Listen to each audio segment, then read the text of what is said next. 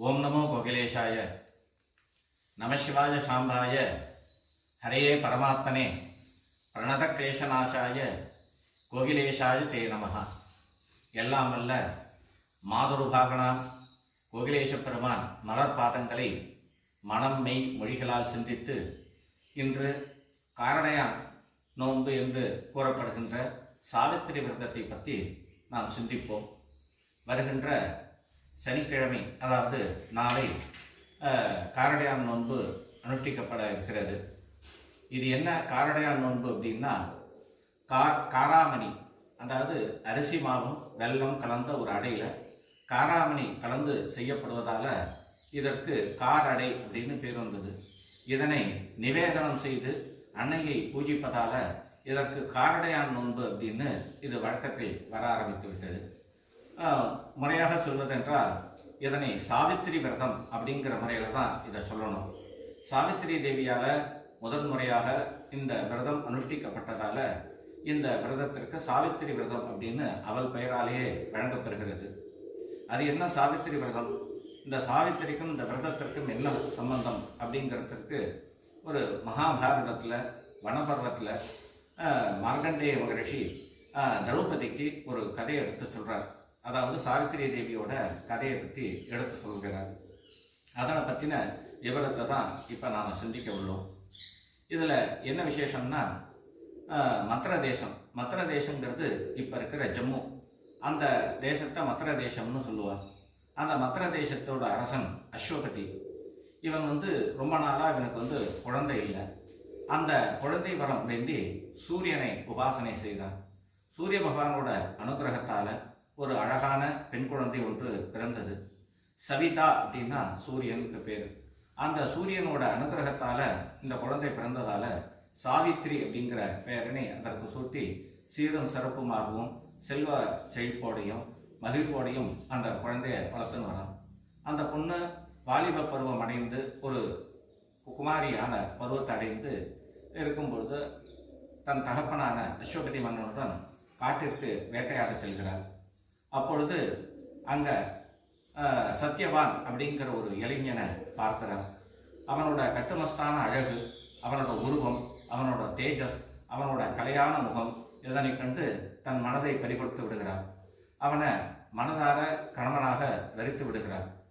இதனை கண்ட அரசன், ஆகா இவன் காட்டில் விறகு வெட்டி விற்பவன், இவனை எப்படி நம்ம பொண்ணுக்கு கல்யாணம் பண்ணி கொடுக்கறது அப்படின்னு அஸ்வபதி யோசிக்கும் பொழுது அப்பொழுது நாரதர் அங்கு வருகிறார். மன்னா, நீ கவலைப்படாத, இவன் ஒரு க்ஷத்ரிய ராஜகுமாரன் தான். சால்வ தேசத்தோட அரசனான ஜுமத்சேனன் அப்படிங்கிறவனோட குமாரனான சத்யவான் அப்படின்னு பேர் இவனுக்கு. இவனோட ராஜ்யம் மிகப்பெரிய சீர சிறப்புமாக செல்வ செழிப்போடு இருந்த ராஜ்யம். பகைவர்களோட சூழ்ச்சியால் இந்த ராஜ்யத்தை இழந்து கண்களை இழந்து 2 பேரும் இந்த காட்டுக்கு வர, அந்த கண் இழந்து ராஜ்யத்தை இழந்த தாய் தகப்பனை அழைத்து கொண்டு இந்த சத்தியவானானவன் காட்டிற்கு விறகுகளை பொறுக்கி அதனை விற்று அதன் மூலம் வரக்கூடிய வருமானத்தை வைத்துக்கொண்டு கண் இழந்த தனது தாய் தகப்பனை பாதுகாத்து வருகிறார் அப்படிங்கிற விஷயத்தை சொல்றார். அதனால இவன் சத்திரிய ராஜகுமாரன் தான், ஆகியனால இதனை பற்றி உங்களுக்கு எந்த சந்தேகமும் வேண்டாம் அப்படின்னு சொல்லிவிட்டு சாவித்திரியிடம் தனியாக கூறுகிறார். அம்மா, நீ கல்யாணம் பண்ணிக்கணும்னு ஆசைப்படக்கூடிய அந்த சத்யவானோட ஆயுசு இன்னும் 1 மாத காலம்தான் இருக்கு. ஆகினால அவனுக்கு நீ ஆசைப்பட்டு அவனை கல்யாணம் பண்ணிக்கணும்னு ஆசைப்படுறியே, இது முறையா? சீக்கிரமே உன்னோட மாங்கல்யம் பறிபோய் விடுவேன் 1 மாதத்திற்குள்ளாக. இந்த நிலையில இந்த பெண்ணை நீ, இந்த மகனை நீ திருமணம் செய்து கொள்ளத்தான் வேண்டுமா அப்படின்னு கேட்கும் பொழுது, அவனை நான் மனதால கணவனாக வரித்து விட்டேன். அதாவது விவாகத்தில் காந்தர்வ விவாகம் அப்படின்னு ஒன்று உண்டு. அதாவது ஒரு ஆண்மகனை தன் கணவனாக ஒரு பெண் வரித்து விட்டால் அப்பொழுதே அவன் கணவனாக மாறிவிடுகிறான் அப்படின்னு காந்தர்வ விவாக விதி. அதன்படியாக இவளை கணவனாக நான் வரித்து விட்டேன், ஆகையினால இனிமே மாற்றிக்கொள்ள முடியாது அப்படின்னு சொல்லும் பொழுது, கவலைப்படாதம்மா அப்படின்ட்டு ஒரு விரத முறைகளை எடுத்து உபதேசம் செய்கிறார். அம்மா, நீ இவனை கல்யாணம் பண்ணிக்கோ, இந்த நான் சொல்லக்கூடிய அந்த விரதத்தை நீ விடாமல் அனுஷ்டானம் செய். அந்த பூஜையினால அன்னை காமாட்சியோட அனுகிரகத்தால் உனக்கு வரக்கூடிய இந்த கெடுதலான ஒரு செயல் அவனுக்கு அந்த சத்தியவானுக்கு ஏற்படக்கூடிய கெடுதலும் நீங்கிவிடும் அப்படிங்கிற ஒரு நம்பிக்கையில் நான் அதை இந்த விரதத்தை உபதேசம் செய்கிறேன். இதனை விடாமல் உபாசனை செய் அப்படின்னா அந்த விரத முறைகளையும் அன்னையோட மந்திரத்தையும் உபதேசம் செய்துவிட்டு நாரதர் சென்று விடுகிறார். வேறு வழி இல்லாதனால இந்த சத்தியவானுக்கு கன்னிகாதானம் செய்து கொடுத்து விட்டு அஸ்வபதி மன்னனும் தனது ராஜ்யத்திற்கு திரும்பி விடுகிறான். பிறகு அந்த சாவித்திரியானவள் தன் கண்ணில்லாத தன் மாமனார் மாமியாரை சீரும் சிறப்புமாக பார்த்து கொண்டு தன் கணவனுக்கும் பணிவிடைகளை செய்து கொண்டு இப்படியாக வாழ்க்கையை நகர்த்தி கொண்டு வருகிறார். நாரதர் சொன்ன அந்த 30வது நாள் வந்துவிட்டது. இன்றுதான் யம தர்மராஜன் சத்தியவான உயிரை கவர்ந்து செல்லக்கூடிய நாள் அப்படிங்கிறத சாவித்திரி தேவி உணர்ந்து கொள்கிறார். தீவிரமாக காலையில் இருந்து உபவாசம் இருந்து அன்னையை விடாமல் வழிபட்டு பிரார்த்தனை செய்து இந்த அடையினை நிவேதனம் செய்து அன்னையோட அனுகிரகத்தோட அந்த சத்தியவானுக்கு நீ பிரியவே கூடாதுங்கிற எண்ணத்துடன் சத்தியவானுடன் காட்டிற்கு செல்கிறார். அப்பொழுது கொஞ்ச நேரம் ஆனதும் விறகுகளை வெட்டி கொண்டு இருக்கும் பொழுது சாவித்திரியிடம் வந்து சேர்கிறான் இந்த சத்தியவான். அம்மா, என்னமோ தெரியல, தலை சுத்துறது, மயக்கமாக வருது, எனக்கு உடல் படபடப்பாக இருக்குது, என்ன பண்ணுறதுன்னு தெரியல அப்படின்னு புலம்பும் பொழுது எனக்கு நான் சற்று ஓய்வு எடுத்தால் சரியாகிடும் அப்படின்ட்டு சாவித்திரியோட மடியில் சத்தியவான் தலை வைத்து அப்படியே மயக்கத்தில் இருக்கான். அப்போ யமதூதர்கள்லாம் வந்து அந்த சத்தியவானோட உயிரை கவர்வதற்காக வேகமாக வருகிறார்கள். ஆனால் சாவித்திரியோட தீவிர விரத அனுஷ்டானத்தாலையும் அன்னையின் உபாசனையினாலும் அவர்களால் அவரை மீறி சத்தியவான் உயிரை கவர முடியவில்லை. தர்மராஜனிடம் சொன்ன பிறகு தர்மராஜனை நேரடியாக, அதாவது யம தர்மராஜனை நேரடியாக அந்த சத்தியவானோட உயிரை கவர்வதற்காக வேகமாக வருகிறார். அந்த சமயத்தில் அந்த சத்தியவானோட உயிரை கவர தர்மராஜன் வருகிறான் அப்படிங்கிற விஷயம் தெரிந்த பிறகு உடனடியாக சாவித்திரிக்கு தெரிந்து விடுகிறது. அதாவது அன்னையோட அனுகிரகத்தால் தர்மராஜன் வருவது அந்த சாவித்திரிக்கு நன்றாக தெரிந்து விடுகிறது. அப்பொழுது தன் பாசக்கயிறை வீசி அந்த சத்தியவானோட உயிரை கவர்ந்து எடுத்து செல்கிறான். அதன் பிறகு உயிரற்ற அந்த சத்தியவானோட சடலத்தை தரையில் கிடைத்துவிட்டு தர்மராஜனை பின்தொடர்ந்து செல்கிறார். ஆனால் தர்மராஜன் எல்லார் கண்ணுக்கும் தெரிய மாட்டான். ஆனால் இவரோட அம்பாளோட உபாசனை அதிகமாக இருப்பதனால தர்மராஜன் வருவதை இவள் தெரிந்து கொண்டு அவன் பின்னாடியாக தொடர்ந்து செல்கிறான். அப்பொழுது இதை திரும்பி பார்த்த தர்மராஜன், அம்மா, நான் செல்லக்கூடிய பாதை கடவுளோடான பாதை, ஒரு உயிரை கவர்ந்து சென்று விட்டனா திரும்ப சரீரத்தில் திரும்ப சேர்க்க முடியாது. இதுதான் இயற்கை உலக தர்மம். இறந்தவன் மறுபடியும் பிறக்க முடியாது, அந்த உடலுக்குள்ள செல்ல முடியாது. ஆகையினால நீ அவனை பின்தொடர்றதை நிறுத்திட்டு நீ உன்னோட இல்லத்திற்கு திரும்பி போ அப்படின்னு சொல்ற. அப்போ தர்மராஜனை வணங்கி, சுவாமி, நீங்கள் தர்மாத்மா, தர்ம வழியில் தர்ம சிந்தனையோட தர்ம வழியில் நீங்கள் நடக்கக்கூடியவர்கள். ஆனால் நீங்கள் இப்படி சொல்லக்கூடாது, நான் பின்தொடர்வது எனது ஸ்திரீ தர்மம் அப்படின்னு சொல்கிறார். எப்படின்னா, இன்னைக்கு கல்யாணத்தில் திருமாங்கல்ய தாரணம் பண்ணுறதை தான் இன்னைக்கு முக்கியமான ஒரு கர்மாவாக நம்ம நினச்சிட்டு இருக்கோம். ஆனால் கன்னிகாதானம், பாணி கிரகணம் இதெல்லாம் ரொம்ப முக்கியமான ஒரு கர்மாவாக இது நம்ம சாஸ்திரங்களில் சொல்லப்பட்டிருக்கு. அதன் பிறகு யாரோ ஒருவனுக்கு யாரோ ஒரு பெண் எப்படி உறவாகிறாள் அப்படின்னா மந்திரபூர்வமாக சொல்லி, மந்திரங்களை சொல்லி 7 அடி எடுத்து கணவனுடன் வைக்கும் பொழுது அந்த கணவன் அவனுடைய உறவுகள் அத்தனையும் இவளுக்கு உறவினர்களாக மாறுகிறார்கள் அப்படின்னுங்கிற சாஸ்திர விதிப்படி நான் என் கணவனை மந்திரபூர்வமாக 7 அடி, இதை தான் சப்தபதி அப்படின்னு தர்மசாஸ்திரம் சொல்றது. இந்த சப்தபதின்னு சொல்லக்கூடிய 7 அடி என் கணவனை எடுத்து வைத்து விட்டதனால இவன் எனக்கு உறவாகிறான். ஒரு மனைவியோட கடமை என்னன்னா, கணவனை அனுதினம் பிறகாமல் கணவனை பின்தொடர்ந்து செல்வதும் அவனுக்கு தேவையான அனைத்து உதவிகளையும் செய்வது தான். அதை தான் தர்மசாஸ்திரம் மனைவி அப்படின்னு சொல்றார். இவர் சிறந்த பதிவிரதை. பதினா தன் கணவனையே விரதமாக கொண்டவள் பதிவிரதை. தமிழில் அழகாக ஒரு சில பெயர்கள் உண்டு பத்னிக்கு, அதாவது மனைவிக்கு. என்னென்ன பேருன்னா, இணைவி அப்படின்னு ஒரு பெயராலும் சொல்லப்படுகிறார். அடுத்து துணைவி அப்படிங்கிற பெயரிலும் சொல்லப்படுகிறார். அடுத்து மனைவி அப்படிங்கிற பெயரிலும் சொல்லப்படுகிறார். இதற்கு இலக்கண ரீதியாக பல்வேறு விளக்கங்கள் இருந்தாலும், ஆனால் எனக்கு என்ன தோன்றுறது அப்படின்னா, திருமணம் ஆன பிறகு உடனடியாக ஒரு 3-4 வருடங்கள் அந்த இணைவதற்காக மட்டுமே எண்ணம் இருக்கும். அதாவது இன்ஃபாக்சுவேஷன் அப்படின்னு இங்கிலீஷில் சொல்லுவாள். அதாவது இனக்கவர்ச்சியின் மூலமாகத்தான் அந்த ஆணும் பெண்ணும் சேர்ந்திருப்பார். இந்த சமயங்கள்லாம் விவாகரத்துங்கிறது அதிகமாக ஏற்படுவதற்கான வாய்ப்புகள் உண்டு. காரணம் என்னன்னா, தன் உடல் தேவைகள் தீர்ந்தவுடன் அந்த கணவன் மீது மனைவிக்கும், மனைவியின் மீது கணவனுக்கும் தேவையற்ற விரோதங்களும் மனக்கசப்புகளும் ஏற்படுவதற்கான வாய்ப்புகள் உண்டு. இந்த நிலையை கடந்ததுக்கு பிறகு, அதாவது 2 குழந்தைகள் பிறந்ததுக்கு அப்புறமும் அந்த கணவன் மனைவிகள் இணைந்து வாழும் பொழுது அவளை துணைவி அப்படிங்கிற பெயரால் அழைக்கலாம். காரணம் என்னன்னா, தன் கணவனோட குணங்களை புரிந்து கொண்டு அவனோட செயல்பாடுகளுக்கு துணை நிற்பதனால துணைவி அப்படிங்கிற பெயரால மனைவியை அழைக்கலாம். இந்த 10 வருட காலங்கள் இருவரும் ஒன்னோட ஒன்று இணைந்து வாழும் பொழுது ஒருவரோட மன ஓட்டத்தை இன்னொருவர் புரிந்து கொள்ளக்கூடிய தன்மை ஏற்படுகிறது. கணவனின் மனதை மனைவியும், மனைவியின் மனதை கணவனும் நன்றாக புரிந்து கொள்ளக்கூடிய ஒரு நிலை அந்த நேரத்தில் தான் ஏற்படுறது, அந்த நாட்களில் தான் ஏற்படுகிறது. அந்த நேரத்தில் மனம் ஒற்றி இணைந்த நிலையில இருவரும் வாழ்வதனால தான் அந்த நேரத்தில் அவளுக்கு மனைவி அப்படிங்கிறது, மனம் ஒத்து சேர்ந்து இருப்பதனால் மனைவின்னு பேரு. அப்ப இவ இங்கிலீஷ்ல கூட சொல்லுவா பெட்டர் ஆஃப் அப்படின்ட்டு மனைவியை சொல்லுவா. அதாவது என்னுள் பாதி அப்படின்னு தன் சரீரத்துல பாதியாக அவளை சொல்றதுங்கிற வழக்கமும் அப்பதான் ஏற்படுறது. இதைதான் கோகிலேஷ பெருமான் ஏழை பங்காளங்கிற பேர்ல அழைக்கப்படுகிறார்.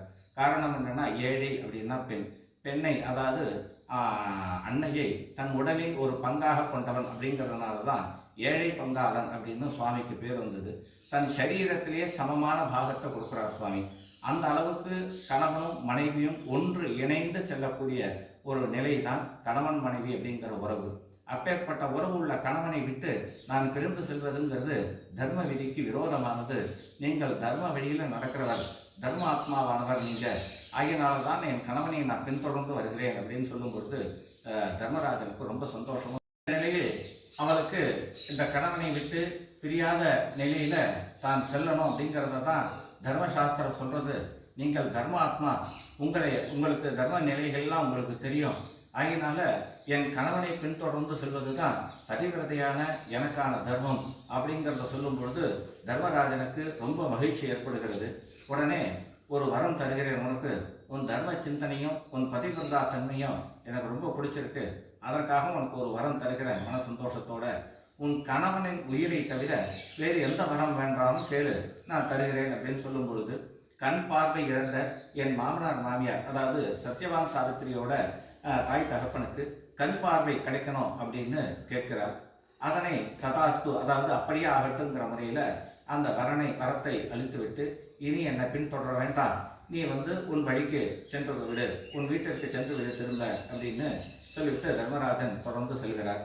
அப்பொழுதும் கொஞ்ச நேரம் கழிச்சு கொஞ்சம் தூரம் போனதுக்கப்புறம் தர்மராஜன் திரும்பி பார்க்கிறார்.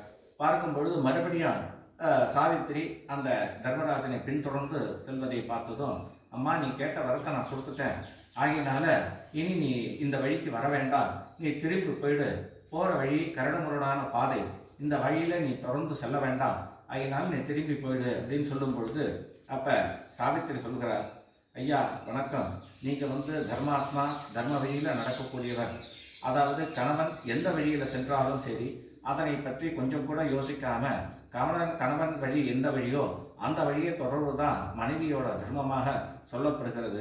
தர்ம நிலையில இருக்கக்கூடிய உங்களுடன் சம்பாஷணம் செய்வது எனக்கு மனசுக்கு ரொம்ப சந்தோஷமாகவும் மகிழ்ச்சியாகவும் இருக்கு, அதனால தான் உங்களை பின்தொடர்ந்து அன்பின் காரணமாக பின்தொடர்ந்து நான் வருகிறேன் அப்படின்னு சொல்றார்.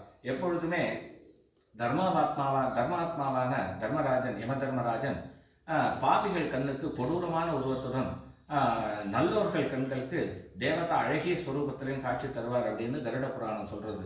அதன்படி தர்ம வழியில நடக்கக்கூடிய இந்த சாவித்திரிக்கு தர்மராஜன் மிகப்பெரிய அழகிய உருவத்துடன் தேவதா ஸ்வரூபமாக காட்சி அளிக்கிறான் அப்படிங்கிற விஷயத்த அங்க சாவித்திரி தர்மராஜனுக்கு எடுத்து சொல்றான். இந்த தர்ம வழியில நடக்கிறவாளை கண்டு தர்மராஜனுக்கு ரொம்ப பிரியம் ஏற்படும். இப்ப அன்றைய சமயத்துல சனி பெயர்ச்சி பலன்கள்லாம் சொல்லியிருக்கா. சனி கிரகமானது கும்பராசியிலிருந்து மீன ராசியை பிரவேசம் செய்திருக்கிறார். ஒவ்வொரு ஆலயத்திலையும் பார்த்தா நவகிரகத்துல தீபம் ஏற்றி நவகிரகங்களை சுற்றி சுற்றி சுற்றி வழிபட்டு கொண்டிருக்கிறார்கள். அந்த வஸ்திரங்களை தூக்கி எறிகிறது. இதனாலெல்லாம் சனியோட பீடைகளிலிருந்து நாம் விடுபடலாமான்னா விடுபட முடியாது. காரணம் என்னன்னா, சனி கிரகம் அப்படிங்கிறது ஒரு கிரகங்களுக்கு என்ன அர்த்தம்னா கிருண்ணந்தி கிரகாகா, அவள் நம்மளை பீடித்து நமக்கு தர வேண்டிய கர்ம வினைகளின் காரணமாக தர வேண்டிய சுபாசுப பலன்களை எல்லாம் அளிப்பதற்காக மட்டும்தான் அவள் இருக்காலே ஒழிய அந்த பலாபலன்களை தீபம் ஏற்றுவதாலோ இந்த எள்ளு உருண்டையோ எள்ளு பொடியை நிவேதனம் செய்வதாலோ நவகிரகங்களை சுற்றி வருவதாலோ அந்த பலன்களை மாற்றி விடுவார்களான்னா நிச்சயம் மாற்ற போகிறதில்லை. அவள் அந்த பலன்களை கொடுக்கக்கூடிய அதிகாரம் மட்டும்தான் அவளுக்கு உண்டு. சரி, அந்த சனி கிரகத்தோட பீடையிலிருந்து சனி பீடையிலிருந்து நாம் எப்படி வெளிவரலாம் அப்படின்னா அதற்கும் சிறந்த வழி உண்டு. ஸ்வதர்மோ நிதனம் ஸ்ரேயா அப்படின்னு கீதாச்சாரியர் சொல்றார். நமக்கு விதிக்கப்பட்டுள்ள தர்மங்களின் வழி, நமக்கு என்னென்ன கர்மாக்கள் விதிக்கப்பட்டுள்ளதோ அதை ஸ்ரத்தையோட நம்ம அனுஷ்டானம் செய்யும் பொழுதுதான் அந்த பாவ கர்ம வினைகள்லாம் அழிகிறது. பாவ கர்ம வினைகள்லாம் அழிஞ்சுடுத்தோம்னா சனி பகவானோட பீடையிலிருந்து நம்ம எளிதாக விடுபட்டு விடலாம். ஆகையினால சத்கர்மத்தை அதிகம் கை கொள்ளணும். சத்சங்கத்தோட நாம் நல்லோர்களோட சேர்க்கை நமக்கு ஏற்படணும். நல்ல வழியில் செல்லணும். நேர்மையான பாதையில் சொல்லணும். அகங்காரம் கொள்ளாமல் செல்லணும். இப்படிப்பட்ட நிலையில் நாம் இருந்தோம்னா சனி கிரகத்தை கண்டு நாம் பயப்படவே வேண்டாம். எந்த விதத்திலும் சனி கிரகம் நம்மளை பீடிக்காது அப்படிங்கிறது தான் இதன் மூலம் நமக்கு சாஸ்திரம் காட்டக்கூடிய உண்மையாக இது நமக்கு இருக்கிறது. அந்த சனி பகவானோட தம்பியான தர்மராஜனும் தர்ம வழியில் நடக்கிறவாளுக்கு நல்ல ரூபமாக தேவதா ரூபமாகவும் அனுகிரக மூர்த்தியாகவும் நமக்கு காட்சி தருவாராம். இந்த பாவிகளுக்கு மட்டும்தான் கொடூரமான உருவமாக காட்சி தருகிறார் அப்படிங்கிற தர்ம விஷயங்களெல்லாம் எடுத்து அந்த சாவித்திரி பேசும்பொழுது மன மகிழ்ச்சி கொண்ட தர்மராஜன், அம்மா உன்னோட தர்ம சிந்தனை கண்டு நான் ரொம்ப மகிழ்ச்சி அடைகிறேன், ரொம்ப சந்தோஷமாக இருக்குது, உனக்கு இன்னொரு வரம் தருகிறேன், அவன் கணவனான சத்தியவான் உயிரை தவிர வேற எந்த வரம் வேணாலும் கேளு, நான் தருகிறேன் அப்படின்னு அந்த தர்மராஜன் சொல்லும் பொழுது, சுவாமி ரொம்ப சந்தோஷம், என் மாமனார் மாமியாருக்கு சால்வ தேசத்தைச் சேர்ந்த அரசர்கள் அவர்களுக்கு எதிரிகளால் பீடிக்கப்பட்டு ராஜ்யத்தை பறிக்கப்பட்டு அவாந்தரமாக காட்டில் வந்து அவஸ்தப்பட்டு இருக்கா, அவளுக்கு அந்த திரும்ப இழந்த அந்த ராஜ்யம் திரும்ப கிடைக்கணும் அப்படிங்கிற அனுகிரகத்தை நீங்கள் பண்ணணும், அப்படிங்கிற வரத்தை நீங்கள் தரணும் அப்படின்னு சொல்லும்பொழுது ததாஸ்து அப்படியே ஆகட்டும் அப்படின்னு சொல்லிட்டு வரத்தை கொடுத்துட்டு தர்மராஜன் திரும்ப போகிறார். அப்போ கொஞ்ச நேரம் போனதுக்கப்புறம் திரும்ப சாவித்திரி அவரை பின்தொடர்ந்து வருவதை கண்டு, அம்மா நீ கேட்ட 2 வரத்தை கொடுத்துட்டேன், திரும்பவும் எதற்கு நீ பின்தொடர்ந்து வருகிற, இதுமாரிலாம் நீ செய்யக்கூடாது, திரும்ப போய் இறந்த உன் கணவனுக்கு செய்யக்கூடிய சாஸ்திர விதிப்படி கர்ம வினைகள் எல்லாம், அதாவது சாஸ்திர விதிகளில் கூறப்பட்டுள்ள இந்த ஈமக்கிரியைகள்லாம் முறைப்படி நிறைவேற்றி அந்த ஜீவன் நல்ல கதி அடைவதற்காக என்னென்ன கர்மாக்கள் செய்யணுமோ அத்தனையும் செய்ய, திரும்பி போ, இந்த வழி ரொம்ப கொடூரமான வழி, இந்த வழியை நீ பின்தொடர வேண்டாம் அப்படின்னு அட்வைஸ் பண்ணும்பொழுது அந்த சாவித்திரி கேட்கிறார், ஆகா அருமையான விஷயத்தை சொல்கிறேன், அதாவது ஒரு பெண் எப்பொழுது சுமங்கலி பும்சவதி அப்படின்னு சொல்லப்படுகிறாள் அப்படின்னா 10க்கு மேற்பட்ட குழந்தைகளை பெறுபவளை மட்டும்தான் பும்சவதி அப்படிங்கிற பெயரால் சொல்லப்படுகிறது. வேதம் என்ன சொல்றதுன்னா தசாஸ்யா புத்ரானாதேகி பதிமேகா தசங்கிருதேன் அழகா நமக்கு வேதம் சொல்றது. 10க்கு மேற்பட்ட குழந்தைகளை பெறுபவளை மட்டும்தான் பும்சவதி தீர்க்க சுமங்கலி அப்படிங்கிற பதத்தால் சொல்லுகிறது. 1-2 குழந்தைகள் பெக்கிறவாளெல்லாம் மலடி அப்படிங்கிற பேரில் தான் சாஸ்திரம் அழைக்கிறது. இன்னைக்கு நாட்டோட நிலவரப்படி இது சரியா தப்பாங்கிறத உங்கள் முடிவுக்கே நான் விட்டுடுறேன். ஆனால் சாஸ்திர விதிப்படி 10க்கு மேற்பட்ட குழந்தைகளை பெறணும் அப்படிங்கிறது தான் சாஸ்திரம் சொல்கிறது. ஏன்னா புத் அப்படின்னா நரகம், நரகத்திலிருந்து காப்பவன் எவனோ அவன் தான் புத்திரன் அப்படின்னு தர்மசாஸ்திரம் சொல்கிறது. அதாவது இன்னும் சொல்ல போனோம்னா புத்திரன்கிற பதத்திற்கு 3 விதமான விளக்கங்களை சாஸ்திரம் சொல்கிறது. 3 காரியங்களை செய்பவனை தான் புத்திரன் அப்படிங்கிற பேரில் சாஸ்திரம் சொல்கிறது. என்னன்னா ஜீவிதோ வாக்கிய கரணாத்து அப்படின்னு முதல் வாக்கியத்தில் சொல்கிறார். அதாவது பெற்ற தாய் தகப்பன்கள் வயோதிக நிலையில் முடியாமல் இருக்கும் பொழுது அவள்கிட்ட அன்பாக நடந்துக்கணும். சாப்பிட்டேலா, தூங்கினேலா, மாத்திரையை சாப்பிட்டேலா, உங்களுக்கு இந்த இருக்கிற இடம் வசதியாக இருக்கா அப்படின்னு அன்பாகவும் அனுசரணையாகவும் ஆசையோட அவளை விசாரிக்கணும். அதன் பிறகு பிரத்யக்ஷம் பூரி போஜனம் அப்படிங்கிற 2வது பதத்தால் சொல்லப்படுகிறது. அதாவது என்னன்னா அவள் இறந்த பிறகு இந்த ஸ்ரத்தையோட ஸ்ராத்தத்தை செய்யணும். ஸ்ரத்தையாக செய்கிறதுனால தான் அதன் பெயர் ஸ்ராத்தம் அப்படின்னு பேர் வந்தது. அதாவது பிண்ட பிரதானம், அதாவது பார்வண மத்தியத்தில் ஹோமத்தோட பிராமண போஜனத்தோட இந்த ஸ்ராத்தத்தை நிறைவேற்றணுமா. அதான் பிரத்யக்ஷம் பூரி போஜனம். கயாயாம் பிண்டதானாஞ்ச. அடுத்ததாக முக்கியமான 3வது ஒரு விஷயம் சொல்றது, வாழ்க்கையில ஒரு நாளாவது கயைக்கு சென்று இறந்த தம் முன்னோர்களை நினைத்து பிண்டதானம் செய்கிறது அவ்வளவு ஸ்லாக்கியமானதான். இந்த 3 கர்மாக்களை விடாமல் செய்கிறதுனால தான் புத்திரனுங்கிற பேர் வந்து திரிவேஷ் புத்திரஸ்ய புத்திரதா அப்படின்னு தர்மசாஸ்திரம் சொல்றது. இந்த 3 கடமைகளையும் நிறைவேற்றுவதனால தான் அவனுக்கு புத்திரன் அப்படிங்கிற பேர் வந்தது அப்படின்னு சொல்லியிருக்கு சாஸ்திரம். அப்படின்னால புத்திரனோட சேர்ந்து இருப்பதனால தான் ஒருத்தனுக்கு பும்சவதிங்கிற பேர் ஏற்படுறது அப்படின்னு தர்மசாஸ்திர விஷயங்களை எடுத்து சாவித்திரி சொல்லும் பொழுது மனம் மகிழ்ச்சி கொண்ட தர்மராஜன், அம்மா இன்னொரு உனக்கு வரம் தரணும்னு ஆசைப்படுறேன், உனக்கு இன்னொரு வரம் தரேன், உன் கணவனோட உயிரை தவிர இன்னொரு வரத்தை வாங்கிக்கோ, வாங்கிட்டு நீ உன்னோட இருப்பிடத்துக்கு போ அப்படின்னு சொல்லும் பொழுது எனக்கு நீண்ட ஆயுளுடன் அழகுடன் பராக்கிரமம் நிறைந்த 100 புதல்வர்கள் பிறக்கணும் அப்படின்னு வரமாக கேட்குறார். ததாஸ்து அப்படியே ஆகட்டும்னு அந்த வரத்தை கொடுத்துட்றார் தர்மராஜன். கொடுத்துட்டு இதுக்கு மேலே நீ வரம் எதிர்பார்க்காத, நீ கிளம்பு அப்படின்னு சொல்கிறார். திரும்பி கொஞ்சம் தூரம் போனதுக்கப்புறம் மறுபடியும் சாவித்திரி தொடர்ந்து வரதை பார்த்ததும், அம்மா உனக்கு தான் 3 வரம் கொடுத்துட்டேன், இதுக்கு மேலே கேட்டால் அது பேராசைன்னு பேர். ஒரு சிறந்த பதிவிரதை பேராசையோடு இருக்கக்கூடாது, இருக்கிற கொடுத்த வரத்தை கொண்டு நீ சந்தோஷமாக இரு, நீ திரும்பி போய் உன் கணவனுக்கு செய்ய வேண்டிய கடமைகளை எல்லாம் செஞ்சு நீ சந்தோஷமாக மாமனார் மாமியாரோட வாழ்ந்துட்டு வா அப்படின்னு அனுகிரகம் பண்ணும்பொழுது, சுவாமி நான் வரம் வேணும் அப்படிங்கிறதுக்காக உங்களை தொடர்ந்து வரலை, ஆனால் நீங்கள் தர்மாத்மாவர், தர்ம வழியில் கொஞ்சம் கூட பின்பற்றாதவர், வாய்மை தவறாதவர் அப்படின்லாம் சொல்லுவார், ஆனால் நீங்கள் கொடுத்த வாக்கின்படி நீங்கள் நடக்கலையே அப்படிங்கிறதுக்காக தான் உங்களை பின்தொடர்ந்து வருகிறேன் அப்படின்னு அந்த சாவித்திரி சொல்லும் பொழுது, அம்மா நான் அப்படி என்னம்மா செஞ்சேன்னு, அதாவது பதிமே கா தசங்கிறது கணவனால்தான் இந்த குழந்தைகள்லாம் ஏற்படணும், ஆனால் கணவனோட உயிரை நீங்கள் பறிச்சுட்டு போனதுக்கப்புறம் நான் எப்படி குழந்தையோட நான் வாழ முடியும், குழந்தைகள் பெற முடியும், அதுவும் 100 குழந்தைகளை நான் எப்படி பெற முடியும், இந்த நிலையை யோசிச்சேலா அப்படின்னு தர்மராஜனை கேட்கும்பொழுது, ஆஹா நம்ம ஏமாந்துட்டோம், சாவித்திரியோட வார்த்தை ஜாலத்தில் நம்ம ஏமாந்துட்டோமேங்கிற ஒரு அதிர்ச்சி அடைஞ்சு வேறு வழி இல்லாமல், அதாவது வரம் கொடுத்தா கொடுத்தது தான், இந்த வரத்தால் மாற்ற தேவர்களாலும் முடியாது, ஆகினால உன்னோட சாமர்த்தியத்தை கண்டு நான் ரொம்ப சந்தோஷப்பட்டேன், நீ விரத அனுஷ்டானம் செய்த அம்பாளோட அனுகிரகத்தால் தான் இந்த உன் கணவனோட உயிரை நீ மீட்டு எடுத்திருக்கேங்கிறத நான் புரிஞ்சுக்கிட்டேன், அம்பாளோட அனுகிரகத்தால் உன் கணவன் இந்த சரீரத்தில் போய் சேர்ந்துடுவான், அதனால உன் கணவனோடு சேர்ந்து நீண்ட 100 புதல்வர்களை, நீண்ட ஆயுள் கொண்ட 100 புதல்வர்களை பெற்றுக்கொண்டு சுகமாக நீ வாழ்வாயாக அப்படின்னு ஆசீர்வாதம் பண்ணிட்டு அந்த பாசக்கயிறில் இருந்து சத்யவானோட உயிரை விடுவித்து விட்டு தர்மராஜன் சாவித்திரி ஆசீர்வாதம் செய்துவிட்டு தனது இருப்பிடமான யமபட்டணத்திற்கு சென்றார் அப்படின்னு வரும். அதன் பிறகு அந்த சாவித்திரி தேவியானவள் என்ன செய்கிறார் அப்படின்னா, நேராக கணவன் உடல் இருந்த இடத்திற்கு வரும்பொழுது அந்த யமனால் விடுவிக்கப்பட்ட அவனோட உயிரானது அவன் சரீரத்துக்குள் சேர்ந்து கொண்டு, அதாவது தூக்கத்தில் இருந்து எழுவது போல அந்த சத்யவான் எழுந்திருக்கிறான். எழுந்து தன் வீட்டிற்கு கிளம்புவோம் வா அப்படின்னு சாவித்திரியை அழைச்சின்னு போகிறான். இது வரைக்கும் நடந்த விஷயம் எதுவுமே அந்த சத்யவானுக்கு தெரியல, அது சாவித்திரிக்கும் தர்மராஜனுக்குமே நடந்த ஒரு விஷயமாக பார்க்கப்படுகிறது. அங்கே போகும்பொழுது தனது ஆசிரமத்திற்கு செல்லும் பொழுது தன் தன் தாய் தகப்பன்லாம் கண் பார்வை பெற்று அவளை எதிர்கொண்டு அழைக்கிறார். என்ன ஆச்சரியம் தெரியல, திடீர்னு இப்போ இருந்து கண்ணு தெரிய ஆரம்பிச்சிருத்துன்னு அவள் சொல்லும்பொழுது இன்னும் இரட்டிப்பு சந்தோஷத்தை சத்தியவான் அடைகிறார். கொஞ்ச நேரத்தில் மந்திரி பிரதானிகள்லாம் அனைவரும் வந்து எதிரிகளெல்லாம் அவளை விரட்டி அடித்து தன் படை வீரர்களாலும் ஊர் மக்களாலும் சேர்ந்து நாட்டு மக்களாலும் சேர்ந்து அந்த எதிரி படை வீரர்களெல்லாம் விரட்டி அடிச்சுட்டோம், ராஜ்யம் திரும்ப நமக்கே கிடச்சி கொடுத்து, ஆகினால் மறுபடியும் நீங்கள் ராஜாவாக இருந்து பதவி ஏற்றுக்கணும் அப்படின்னு சொல்லி ராஜ்யத்துக்கு அழிச்சின்னு போகிறார். அங்கே திரும்ப ஜிமத்சேனன் சால்வ தேசத்து அரசனாக பதவியேற்கிறான். யுவராஜாவாக சத்யவான் பதவியேற்றுக் கொள்கிறான். கணவனுடன் தர்ம வெளியில் 100 புதல்வர்களை பெற்று தீர்க்க சுமங்கலியாக வம்சவதியாக அவர் சொர்க்கலோகம் போகிறார் அப்படின்னு அந்த கதையை மார்க்கண்டேய மகரிஷி திரௌபதிக்கு உபதேசம் செய்கிறார்.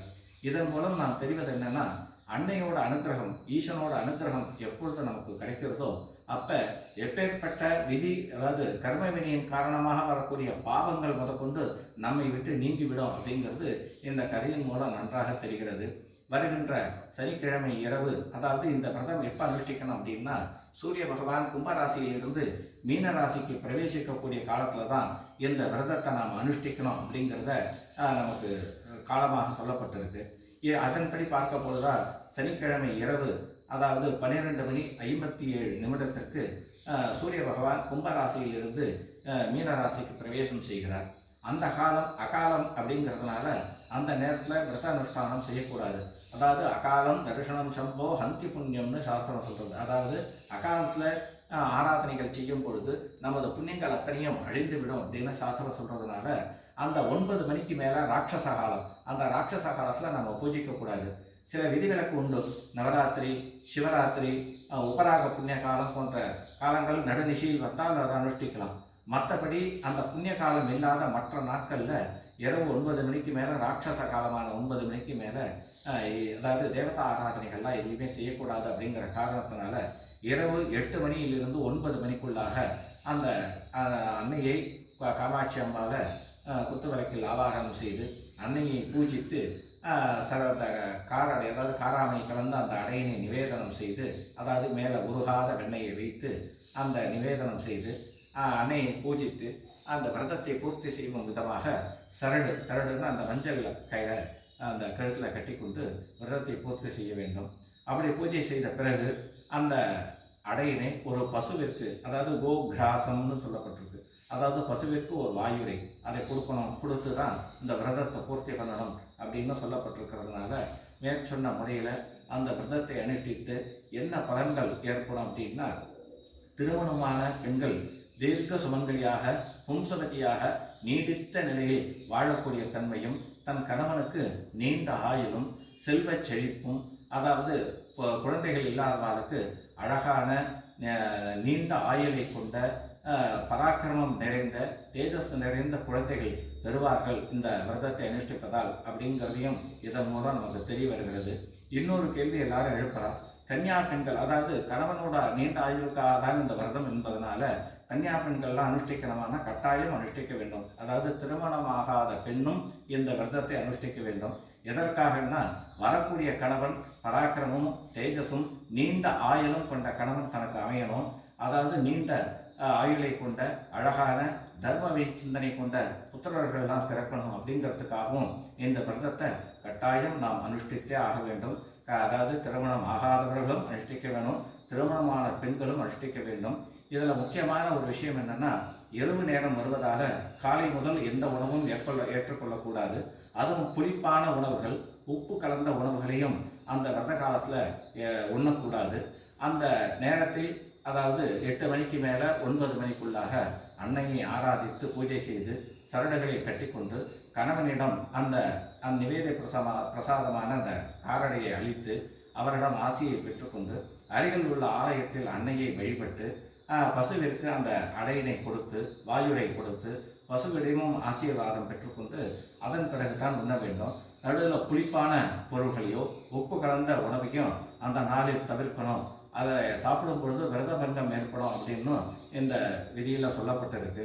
இந்த விதிமுறைப்படி அனுஷ்டித்து மேற்சொன்ன எல்லா பலன்களையும் பெற்று தீர்க்க சௌமங்கல்ய யோகத்தையும் பும்சவதி யோகத்தையும் நீண்ட ஆயுளையும் தன் கணவனின் நீண்ட ஆயுளையும் பராக்கிரமம் நிறைந்த புதல்வர்களையும் பெறணும்.